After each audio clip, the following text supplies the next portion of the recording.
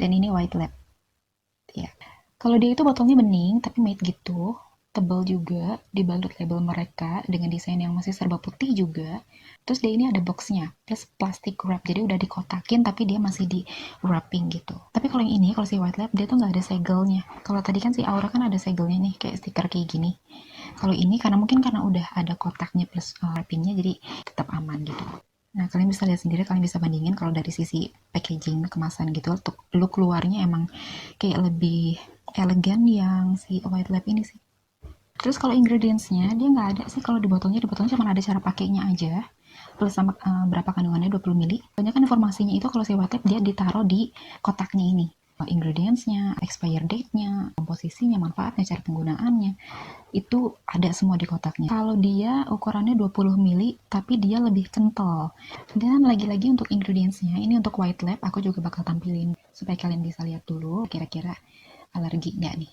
Kalau White Lab lebih kental daripada si Aura teksturnya, as you can see tuh.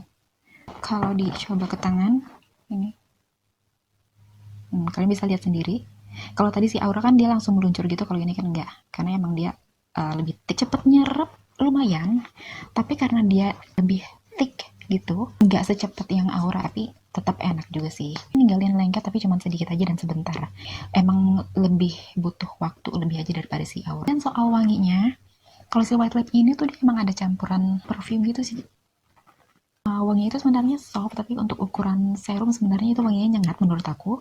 Wanginya enak sih, bukan yang gak enak gimana gitu. Wanginya tuh wangi kayak floral, tapi ada wangi palak juga, mirip-mirip sama body serumnya, tapi lebih ketara wangi ini sih. White Lab ini dia begitu diaplikasiin, aku agak butuh effort lebih dan waktu lebih sih buat nunggu dia nyerap ke kulit aku. Dia agak sedikit kayak tekstur gel gitu. Untuk diratain sih yang mudah-mudah aja, cuman ya itu tadi, karena teksturnya lebih thick daripada si Aura, jadi dia butuh waktu lebih juga buat nyerap ke kulit. Untuk greasy apa enggaknya sih, aku sebenarnya agak sensitif dengan produk yang sedikit lengket. Jadi waktu aku pakai White Lab ini, aku ngerasa rada greasy kalau misalkan dipakai kebanyakan. Jadi aku pakai dia kayak paling cuma 1 sampai 2 tetes. Tapi kalau misalkan pakai si Aura, aku bisa 2 sampai 3 tetes. Dan terutama kalau si White Lab itu kan dia nggak ada kandungan vitamin C-nya. Jadi kalian mau taruh di suhu ruangan atau di kamar atau di lemari dimanapun itu nggak masalah. Tapi kalau si Aura dia harus banget masuk kulkas. Sekarang kita bahas hasilnya. Hasilnya gimana di muka aku setelah pemakaian 1 sampai 2 minggu, aku bakal ceritain ke kalian.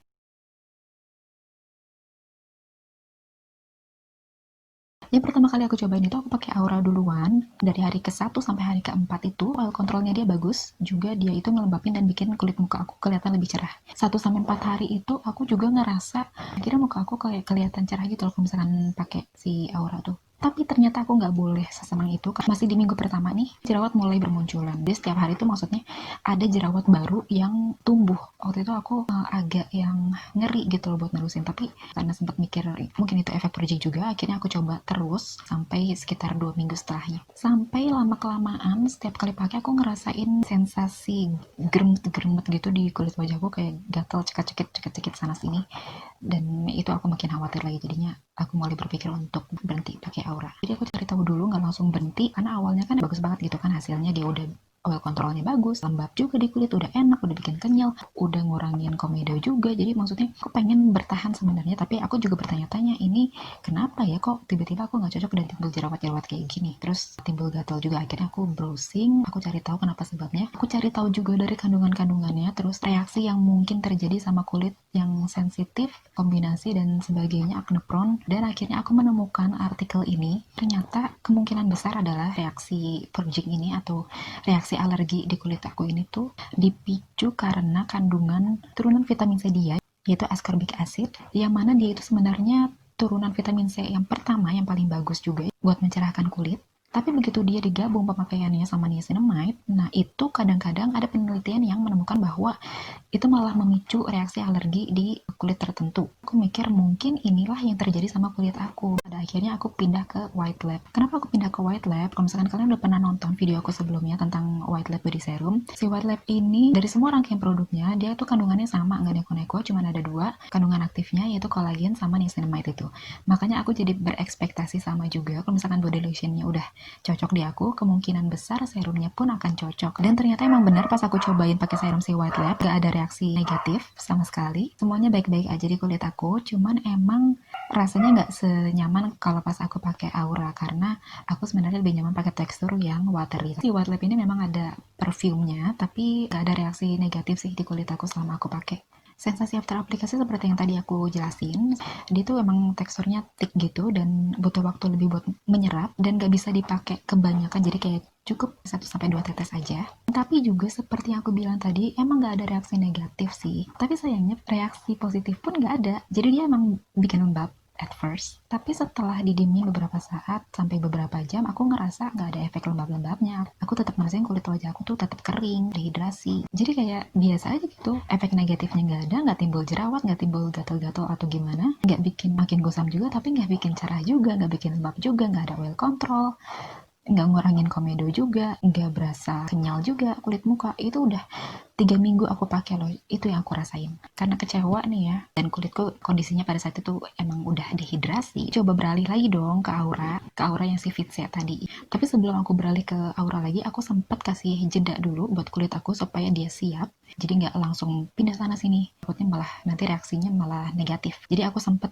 kayak day off dulu selama 1 minggu, nggak pakai serum apapun. Jadi intinya aku mempersiapkan kulit aku untuk kenalan lagi sama si serum Aura ini. Dan awal mulanya aku mulai pemakaian secara bertahap dulu, jadi nggak langsung tiap hari aku pakai karena khawatir juga nanti kulit aku jadi kaget. Jadi waktu itu aku mulai dengan 1 minggu aku cuma pakai 3 kali, dari 1 drop kemudian 2 drop, pokoknya secara bertahap. Tapi reaksinya lama-lama kurang lebih sama. Sampai di kesimpulan, akhirnya akhir dari 2 brand ini, overall 2 brand ini tuh bagus. Cuman kebetulan aja di kulit aku nggak cocok. Yang satu nggak ada efek negatif positif, yang satu ada dua-duanya. Jadi ada positifnya juga, ada negatifnya juga. Jadi ya, kesimpulannya, baik itu Aura ataupun White Lab, keduanya formulanya bagus. Klaimnya menarik dan benar juga, tapi emang balik lagi yang namanya skincare, itu pasti cocok-cocokan di kulit seseorang. Dan terbukti di aku udah pakai 2 produk ini dan ternyata nggak cocok dua-duanya. Karena aku juga udah pernah ngalamin jerawat yang sampai radang gitu seluruh wajah, jadi aku nggak mau pakai skincare yang malah bereaksi demikian gitu. Aku nggak mau terlalu maksain, apalagi kalau misalkan udah ada reaksi dari yang itu tuh nggak nurun selama 2 minggu, masih terus jerawatan kayak tadi si Aura gitu kan, terus malah jadi nambah, malah jadi cekak-cekik juga, gatal sana sini, kan nggak nyaman juga pas kita pakai kan. Jadi intinya aku akan cari skincare lainnya lebih aman sih kayaknya dan berasa juga efek positifnya. Dan minimal kalaupun harus adaptasi dulu, nggak 50-50 lah antara efek negatif sama positifnya. Jadi aku juga nggak serem mau repurchase lagi atau enggak untuk kedua serum ini, jelas enggak. Tapi aku juga nggak berhenti penasaran sih sama produk-produk lainnya dari Aura, karena aku tahu formulanya mereka ini bagus. Cuman khusus serum yang satu ini aja aku nggak cocok. Dan aku juga udah tahu aku alergi sama zat apa. Jadi kemungkinan untuk selanjutnya aku bakal balik ke Aura lagi, tapi aku bakal cari series lain bukan yang si Gluta ini. Tapi yang aku sayangin dari toko si Aura ini di Shopee, jadi mereka itu kurang menjelaskan dan kurang detail tentang informasi zat-zat yang terkandung di setiap produk mereka. Jadi kita tuh nggak akan tahu kandungan apa aja yang ada di setiap produknya mereka, terus berapa persen, terus zat aktifnya apa aja, itu kita nggak akan tahu. Sekalipun misalkan kita chat nih ke adminnya, itu juga mereka nggak ngasih tahu yang detail gitu seperti harapan aku. Jadi si admin cuma bakal jelasin secara simpel setiap produk mereka itu ada kandungan niacinamide sama galactomycesnya. Jadi secara nggak langsung kita harus beli dulu produknya, baru kita tahu ada kandungan apa aja di dalamnya. Ini sih yang aku sayangkan dari mereka. Padahal sebenarnya produknya tuh bagus-bagus dan formula mereka juga bagus-bagus. Bukan informasi yang perlu mereka tutup-tutupi. Jadi kita juga nggak tahu reaksinya kira-kira bakal gimana nih di kulit kita kalau misalkan kita coba produk ini. Intinya dari review hari ini, finally aku nyerah sama 2 produk ini, tapi aku nggak berhenti penasaran sama Aura sih. Next kedepannya aku bakal cobain serum Aura dan aku bakal review juga di video selanjutnya. Kira-kira serum apa yang selanjutnya aku cobain? Tunggu review aku selanjutnya di next video aku. Dan nanti untuk link tokonya aku bakal cantumin di bawah, jadi kalian bisa langsung direct ke tokonya dan beli. Untuk video pertama aku, semoga kalian suka, semoga ini informatif. Kalau misalkan ada kurang-kurang silahkan komen di bawah, kasih masukan aku. Please klik like, share, and subscribe kalau misalkan kalian nemuin video ini bermanfaat buat kalian. So see you on my next video. Bye.